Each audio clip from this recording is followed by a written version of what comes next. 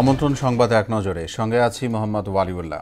আদালত অবমাননার মামলায় সাবেক প্রধানমন্ত্রী শেখ হাসিনাকে ৬ মাসের কারাদণ্ড দিয়েছেন আন্তর্জাতিক অপরাধ ট্রাইব্যুনাল। পালিয়ে যাওয়ার পর এই প্রথম কোনো মামলায় সাজা পেলেন তিনি। বিচারপতি মোহাম্মদ গোলাম মর্তুজা মজুমদারের নেতৃত্বে ৩ সদস্যের ট্রাইব্যুনাল এই আদেশ দেন। একই মামলায় গাইবান্ধার শাকিল আকন্দ বুলবুলকে ২ মাসের কারাদণ্ড দেওয়া হয়েছে।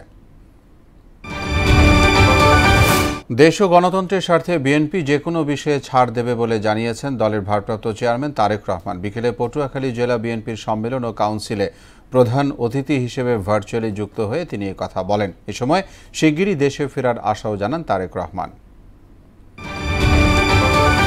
জবাবদিহিমূলক শাসন ব্যবস্থা নিশ্চিতে অমীমাংসিত বিষয়ে চলতি মাসের মধ্যভাগে ঐক্যমত্যে পৌঁছানোর আশা করেছেন ঐক্যমত্য কমিশনের সহসভাপতি আলী রিয়াজ। আর জামাতের দাবি, জুলাইয়ের মাঝামাঝিতে ঐক্যমত্য না পৌঁছালেও সহসাই সমাধান হবে। কমিশনের দ্বিতীয় দফার ৮ম দিনের সংলাপে তারা এসব কথা বলেন। পটিয়ার পর এবার পুলিশের চট্টগ্রাম রেঞ্জের ডিআইজির কার্যালয়ের সামনে অবস্থান নিয়েছে বৈষম্য বিরোধী ছাত্র আন্দোলন ও জাতীয় নাগরিক পার্টি এনসিপি। পটিয়া থানার ভারপ্রাপ্ত কর্মকর্তাকে প্রত্যাহারে সন্ধ্যা ৭টা পর্যন্ত আলটিমেটাম দিয়েছে তারা।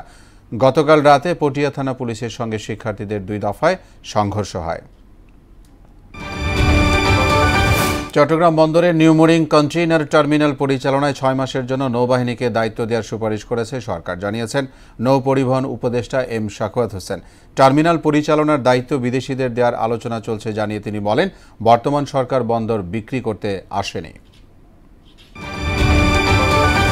রাশিয়ার সঙ্গে যে কোনো দেশ বাণিজ্য সম্পর্ক রাখলে তাদের উপর ৫০০% শুল্ক আরোপ করা হবে এমন হুমকি দিয়েছেন মার্কিন প্রেসিডেন্ট ডোনাল্ড ট্রাম্প। এর প্রভাব পড়তে পারে ভারত ও চীনে।